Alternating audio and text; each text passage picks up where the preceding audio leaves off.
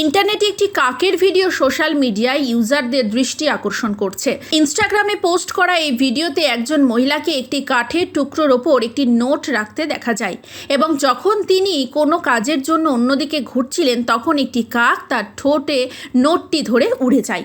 এরপর যা হয় তা দেখে নেটিজেনরা ভিডিওটিতে বেশ মজার মন্তব্যই করেছেন। সোশ্যাল মিডিয়া সাইট ইনস্টাগ্রামে শেয়ার করা ভিডিওর সঙ্গে লেখা আছে, আমার কাক বলল যে আমি 500 টাকা পেয়েছি, চলো কেনাকাটা করি।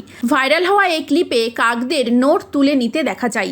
মহিলাটি চিৎকার করতে করতে তার পেছনে দৌড়ে যায়। সে উড়ে গেলে উঁচু জায়গায় বসে। এরপরে মহিলাটি নোটটি ফেরত নেওয়ার জন্য কাককে এক টুকরো তরমুজ দেয়।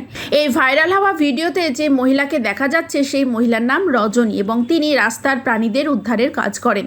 এই কাক তার পোষা প্রাণী। তার কাছে গরু, কুকুর, বিড়ালের মতো অনেক প্রাণী আছে যেগুলোর সে যত্ন নেয়। কিছুদিন আগে তিনি গুরুতর একটি আহত ঈগলকে উদ্ধার করেছিলেন। পরে তাকে বন দফতরের কাছে হস্তান্তর করে দেওয়া হয়।